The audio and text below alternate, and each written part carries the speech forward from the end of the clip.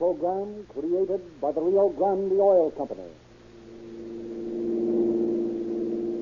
Los Angeles Police calling all cars, attention all cars, broadcast 100 regarding a shooting at a theater in Westwood.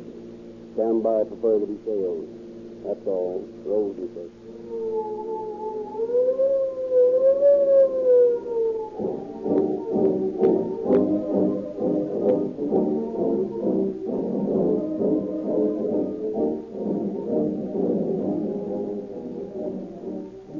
Thousands of boys and girls have joined the Rio Grande Junior Police Department and now proudly wear genuine metal police badges and carry siren whistles, police handcuffs, police pistols, and other detective equipment. The complete junior detective outfit is furnished free of charge to every youngster who enlists in Rio Grande's war on crime. For pictures and descriptions of these free gifts, see the latest issue of the Calling All Cars News, which any independent dealer selling Rio Grande cracked gasoline will gladly give you absolutely free. The connection between Western Police Department and the Rio Grande Oil Company is a unique one. To aid police to prevent crime, executives of the Rio Grande Oil Company dig deep into official police records and get the facts for these two radio stations and the two detective stories in the Calling All Cars News. And to aid police in catching criminals and lawbreakers, Rio Grande has created a gasoline which is quite different from other motor fuels. It is made by the most costly refining process known, called cracking. And Rio Grande's fine new cracking plant is the only one in the West licensed to produce gasoline by this patented process. Police officials of leading cities and counties in California and Arizona have tested all gasoline. And they have chosen the special process Rio Grande cracked gasoline to power more police cars, ambulances, motorcycles, and other emergency equipment than any other brand. And this is exactly the same Rio Grande cracked gasoline featured by independent service stations, because although it is costlier to manufacture, Rio Grande cracked sells at competitive prices. Its greater efficiency gives you more miles per gallon. So by using Rio Grande cracked gasoline in your car, you can enjoy police car performance at no extra cost. Once more, we are pleased to present Chief James E. Davis of the Los Angeles Police Department. Chief Davis. Good evening, friends. Tonight is the 100th broadcast of Calling All Cars. It was with a certain amount of misgiving that I appeared on that first broadcast 100 weeks ago tonight. But my desire to bring the policeman's side of the story to the public outweighed the fear of possible criticism. The public spirit and civic-mindedness of the Rio Grande Oil Company in maintaining these broadcasts, and the unflagging zeal of William N Robson, their author and producer, in dramatically presenting them have justified my decision. In that first broadcast, nearly 2 years ago, I remember saying that I hoped as you listened to these programs, you would have a deeper understanding of your friend, the policeman, and a keener realization of the constant battle he wages to keep your city a decent place in which to live. I believe now that nearly 2 years have passed that this program has accomplished all I hoped for it at the beginning, and I am deeply grateful to the Rio Grande Oil Company, to Mr. Robson, and to my brother officers throughout the Southwest who have thrown open their confidential files and contributed many interesting and thrilling cases to this splendid radio program.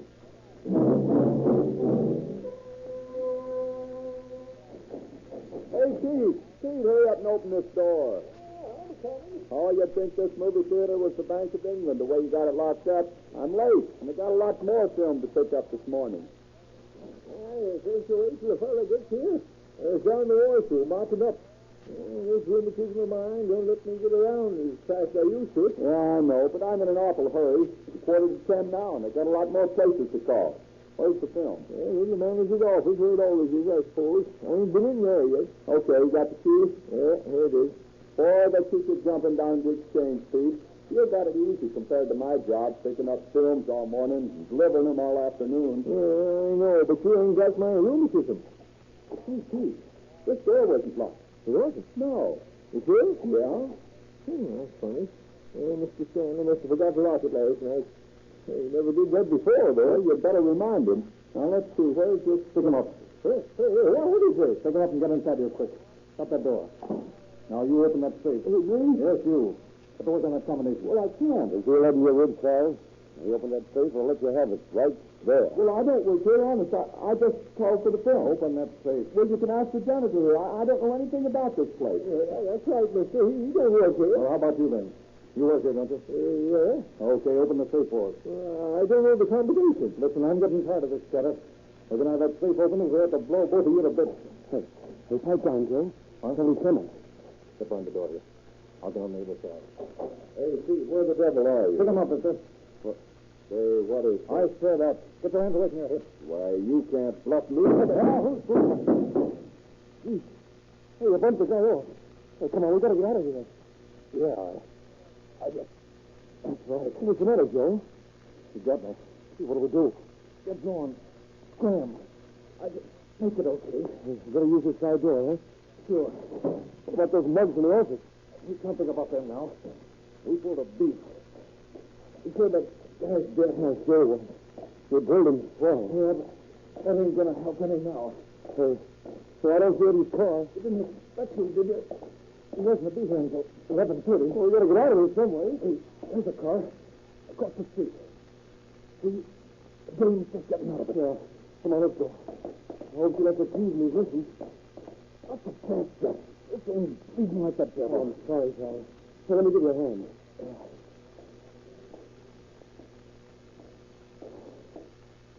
Oh, boy, what a break he did me with you. Come on, pile in.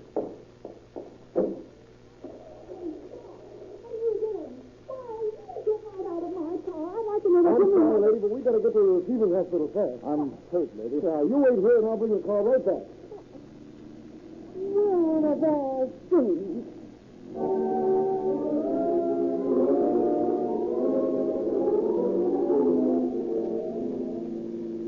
Well, I guess this is far enough away. Well, it's West Hollywood. Anybody followed us, we threw them off all right, going up over the hills. And this car. Yeah, well, what do we do then? Get a cab. There's a stand. No, you fool, don't pull up. Run down the street and park. Oh, I get it. This will be all right along in here. Now, you get and get the cab. Tell the driver your pal's drunk. Then come back and pick me up. Yeah, okay. Be right back, Joe.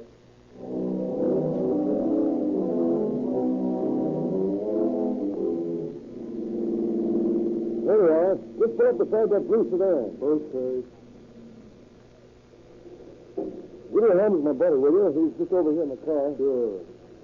Let's show what bad liquor will do to you. Yes, that's right. I never took it myself. That's a good idea, huh? I'm swearing off Let me give you a hand here now. Steady, steady. A nice soft seat in the back for you. Okay. Okay, there we are.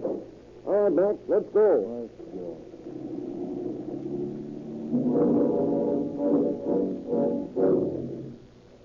Well, we got home anyway. How you feeling, Joe? Pretty rocky. Put on the radio, will you? Let's play some music. Yeah. I guess I better call a doctor for Well, you. a doctor, are you rummy? We'd have a bulls down on us in a minute. You better get some bandages. This thing will have to heal without a doctor. Yeah, okay. Yeah. Want to get in bed? No, I'll lay down on the bed and watch. Well, it didn't turn out like we figured, did it? No. It'd have been okay if that guy with the gat hadn't stubbed his nose into it. Yeah. Well, he was. Oh, bite. Maybe somebody else with the same idea we had. How about getting me some bandages now? Oh, sure, I forgot. I haven't said that. Oh, and so here's $10. The last I got, but you probably need it worse than I do. All right. Where you going? Well, I've been thinking I better get going. Want to walk out on me when I got a bullet hole in me, huh? Oh, no, it ain't that. You way. got that. If I hadn't got that gun out the theater, I'd drill you the same as I did that guy out there. Oh, now, look, you told me the reason for it. What's that guy saying on the radio?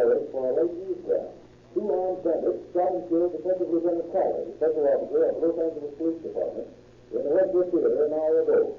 Well, Brother DeClare, you go over the newspaper. Hey, did you hear that, Joe? What is the cover you bumped on? Well, what of it? He's dead just the same. Yeah, but every bill in the world will be looking for us now. They'll never stop hunting when it's the cover that's bumped. Come get that, Joe. There's the $10. All right, Rat, get out. Go on. Run down to the city hall and walk to the chief of police. Go on. No, I won't quit, Joe. You can count on that. You're liable to do anything. Go on, scram. The longer I look at your pen, the sicker I get. Well, hello, Joe. Sorry it didn't turn out the way we figured. If I get out of this, you'll hear from me later. And if I bump off, remember I got friends. Oh, gee, Joe, don't take that attitude. After all, I didn't bump off the copper. You did. I got to protect myself. Get out. Hello. Let me direct to 72581. Yeah, that's right. Good dirty stink. Ain't gonna be hooky around this town for Hinton now on. Hello, Eddie. This is Joe. Yeah, I know, but I couldn't meet you out in Westwood. No, I got held up. Now listen. Get over here right away, will you? Bring along some bandages and iodine. Yeah. Yeah, I just pulled a beef. I need some help. Hurry up.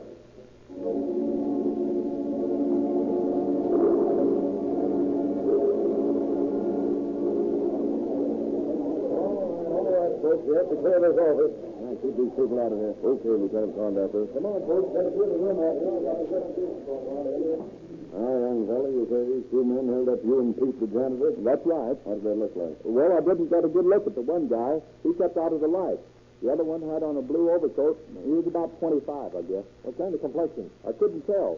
He had a scarf half over his face, and he wore a white cap pulled low over his forehead. An American or... Hey, what is it? American. The lady's car's been stolen, and we haven't... Right, all right, lady. You can go in now. All my going days, trying to keep me out of this, I declare. All right, lady. You're in now. What's the trouble? Well, I heard that a man had been shot here and my car's been stolen, and I think you ought to know about it. Well, you see, madam, we're investigating a murder. Now, if you'll just report the theft of your car to the auto detail, I'm sure they'll take care of it. Now, you look here, officer. If you don't hear me out, you'll be sorry. Oh, very well. Go ahead. Well, about a half hour ago, two men came across the street from this direction and got into my car. When I told them to get out, the one said he was taking his friend to the hospital, and they promised to bring my car back, but they haven't returned it. And I got to thinking that maybe they were the ones that did the shooting, and so What did they look like? Well, one of them had on a blue overcoat. He was the one that was hurt. Who said one of them wore a blue overcoat? Didn't you, young fella? That's right, and a white cap. Did your man have on a white cap, lady? No. Did either of them have on a white cap? No, I don't think they did.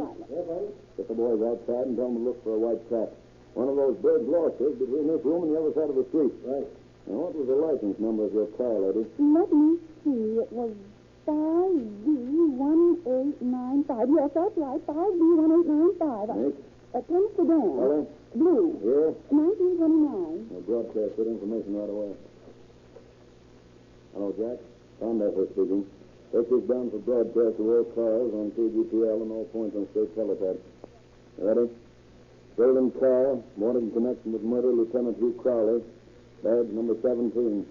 1929, blue Plymouth sedan. License number 5 Victor V. That's right. 1895. Suspects are thought to have escaped in this car. If found, hold, notify Central Homicide at once. That's all. Get it out right away. Hurry up, fellas. We found these outside. That's more like it. 10 finger soles and the white cap. Well, what are those rubber glove fingers for? They had fingerprints, but they shouldn't have thrown them away so soon. That car of yours will be covered with prints now. Hello, Hudson? Conductor. Yeah. Connection with the murder of Hugh Crowley. We just found the cap worn by suspect number 1. Yeah, we think he's wounded. Look, Hudson, get the men out to cover cleaning and dyeing establishment. And run down this laundry mark. It's 3, like in Thomas, 3153. All right. This wasn't, Lieutenant. I just picked this up outside. Thanks. Hold a minute, Hudson. Max just found one of the guns. Wait till I look at it. Take it open, will you, Max? Yep. This is the one that did the business. 3 shots and pads on it. Hudson, well, it's Smith and Wesson factory and find out who they sold a 32-20 revolver to. Sale number 1, 1986. Yeah, that's right. and tell the coroner's office to come out and pick up the body.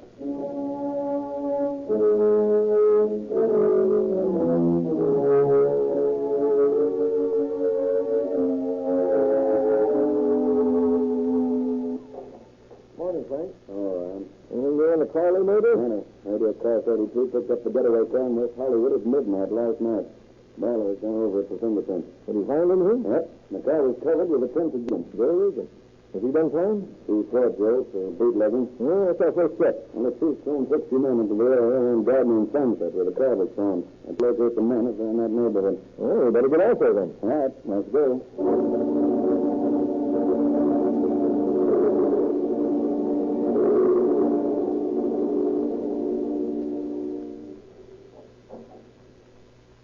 Yes?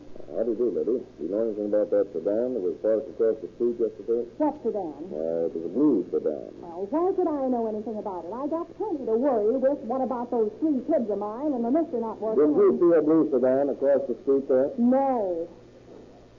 Oh, for heaven's sake, the baby cereal bird.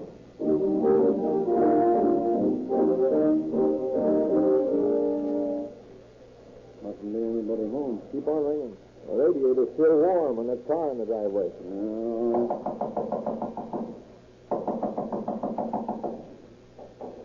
Whatever you're selling, I don't want any. Hey, open that door. Say, listen, if you don't go away and stop bothering me, I'll call the cops. Save yourself the trouble. Wilson Central. Lee, in that case, I ain't done nothing. Maybe so, maybe not. Where you been all night? Oh, just out. At a party. What do you want? You know anything about a blue sedan that was parked down the street yesterday? Oh, no, I never saw it. Sure about that? Yeah, well, of course. Boys, I don't know nothing about it. Now, please beat it. My husband's working nights, and if he comes in and find me up, he'll raise the devil. Now, beat it, will you? I never saw no blue sedan on the level. I swear I'm telling you.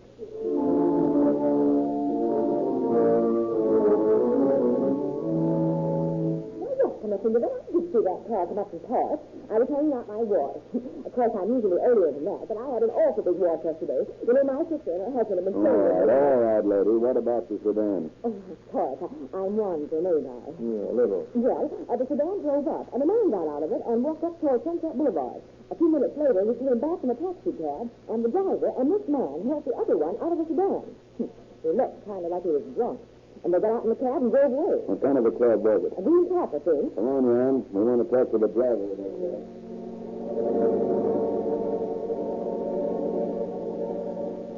That's all I know about it. I drove him to the spot on Normandy and left him. I ain't mixed up now. Nobody said you were. What's the address of that apartment on Normandy? 629 South. Notice any blood in your cab after you hold that car? No, why should I? That guy was sick. Yeah, then that's where you were fooled. All right, you'd better throw a stake out around that apartment house right away and have a little talk with the landlady.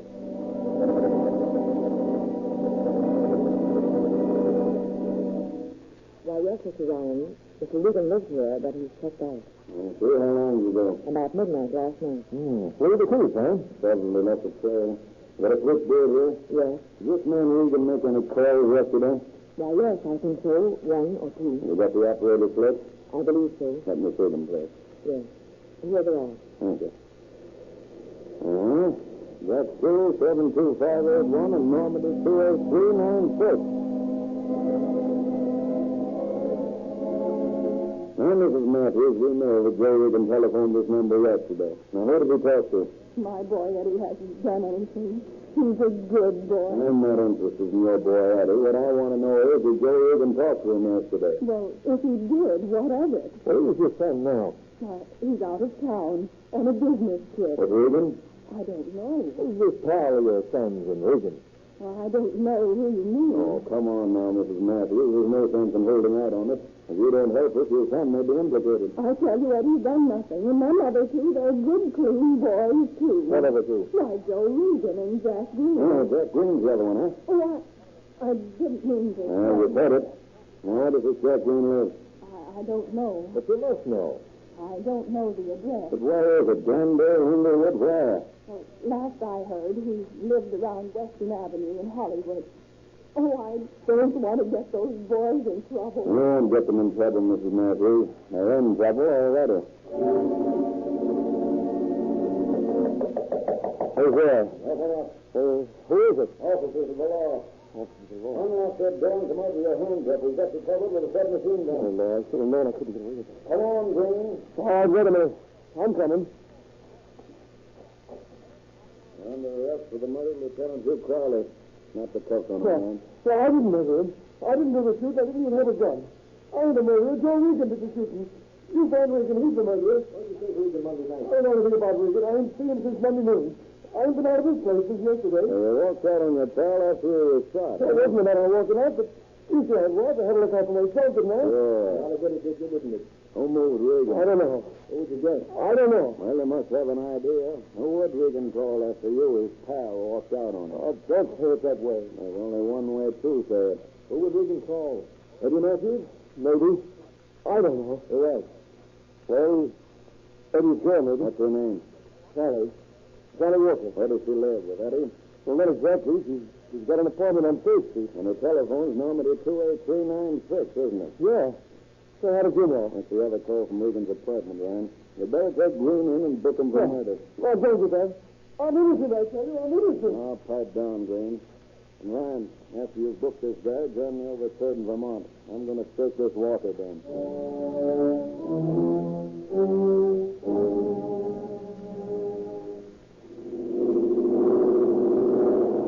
Wow, she's been a great help. Tell you, Frank, we should have pinched her before she got on that San Francisco plane. She's made monkeys of us. Leading us into drugstores by one entrance and out another, changing cabs, riding elevators, and half a dozen office buildings. Yeah, she's a cagey, Dean. Yeah, she knew she was being shadowed. Maybe she was just playing safe. Yeah, we ought to pick her up. All right. She's that smart, we'll never make her talk. Let her go and she'll lead us right to Regan. Now, here's what you do, Ryan. Call headquarters and tell them to wire Bakersfield, Fresno, and San Francisco to meet that ship. Tell them to follow her as she gets off. Give them a full description. It'll be easy, though. She's the only dame on the plane. Hadn't they better arrest her? Better lead them to a hideout, and then they can knock her over.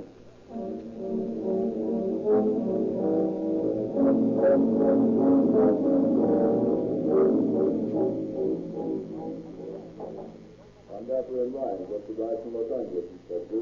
Fill them in. Yes, sir. Will you come in, gentlemen? Thank you. Well, didn't take you boys long to get here. Didn't take you San Francisco boys long to pick up our girlfriend either. That was easy. She let us in the plane right to an apartment house on 4th Street. They had her in jail an hour after she got in town. But no Regan, Inspector? Nope, no Regan. Young fellow by the name of Eddie Matthews was with her in the apartment, but neither of them was caught.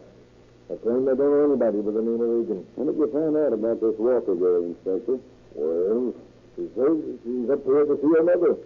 That's the truth? It's the truth that her mother lives here. Nice old lady she is. Runs a little grocery store out in the mission. Respectable, law-abiding citizen, huh? Right? That's just fine. I'll make that girl talk. Stay on, will you? Well, she's waiting in the other office.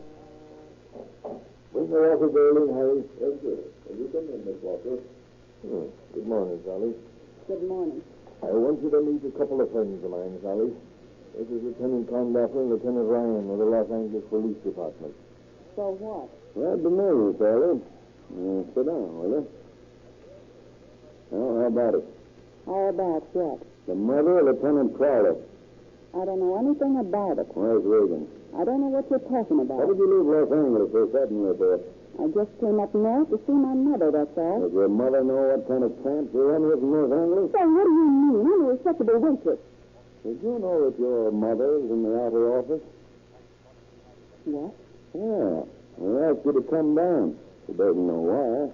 Why, Now, if you'll come clean with us, we'll tell her it was a mistake and she'll never know you were here. You've got a Of nerve. course, if you'd rather cover up that rat Regan, we'll call your mother in and tell her what you've been up to in Los Angeles, and we'll give the papers the story. How do you think your mother would like that, Sally? Well, how about it? Okay. You win. I'll talk. But you got to promise that Mother will never know about this. You can take my word for it, lady. She never will. Okay. Joe's pretty badly hurt. We got him in an apartment over on 3rd Street.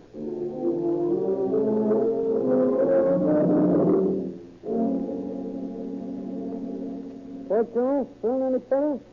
I'm okay, I guess. Bullet hole sure stings, though. Maybe it's in the shoulder instead of the heart. When was selling him anyhow? Had he promised they'd be here by noon with a car so they could get me north and out of the heat? Oh, they ought to be along any time now. You know, Blackie, this thing's getting me. What do you mean? Oh, I don't know. I'm getting soft or something. I've been doing a lot of thinking laying here alone with this blood slug burning fire inside of me. I've been wondering what we did wrong. What the devil are you talking about? Well, I guess it'll sound silly. Look, Blackie, I tried to pull a fast one, and what did I get for it? I bumped off a copper, and I got an armful of lead. I got every bull in the state of California looking for me. For what? Because I tried to make some easy dough. Because I tried to break the law. Say, Joe, you are going soft. Better have another shot of liquor. You're talking like a Sunday school teacher. And I'm beginning to think like one. Blackie, I'm beginning to think they're right when they say crime don't pay. Open up, Regan. Open up or we'll blast the door down. Boy, Joe, I'll Don't be a fool, Blackie. Drop that gun and open the door. What? Go on, do as I say. There's no sense bumping off any more cops. They always get you in the end.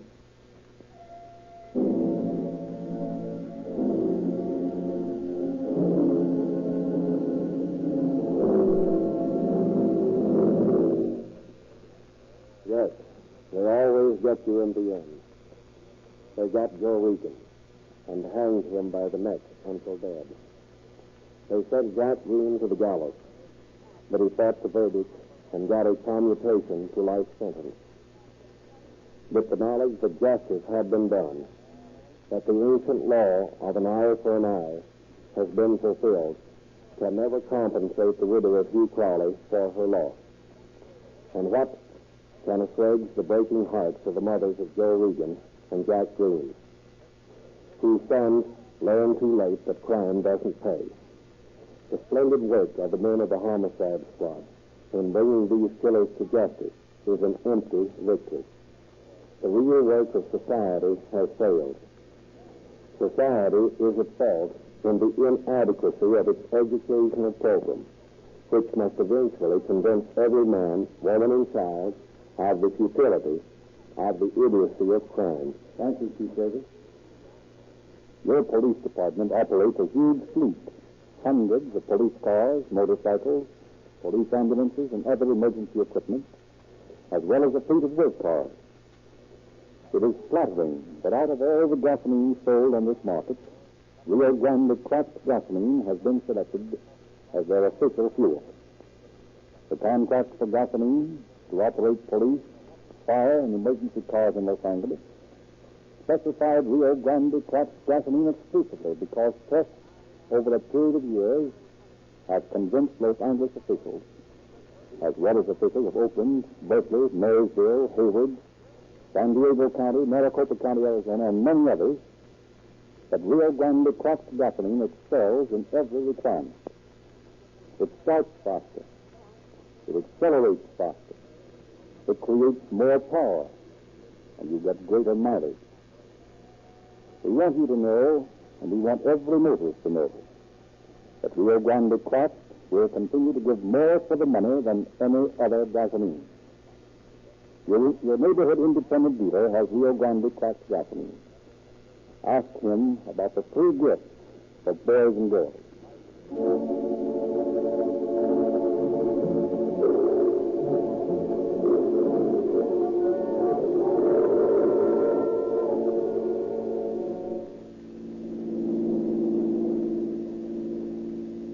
Los Police calling all cars, attention all cars, translation broadcast 100 regarding the murder of Lieutenant Hugh Crowley. Suspect this case 9 Pepsi. That's all. Rosenquist.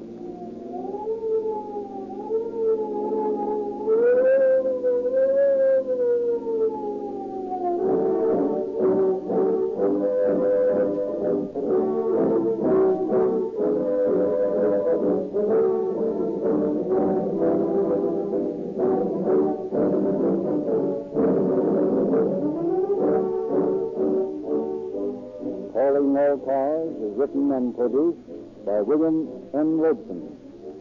This is your announcer, Frederick Lindsley, bidding you good night for the Rio Grande Oil Company.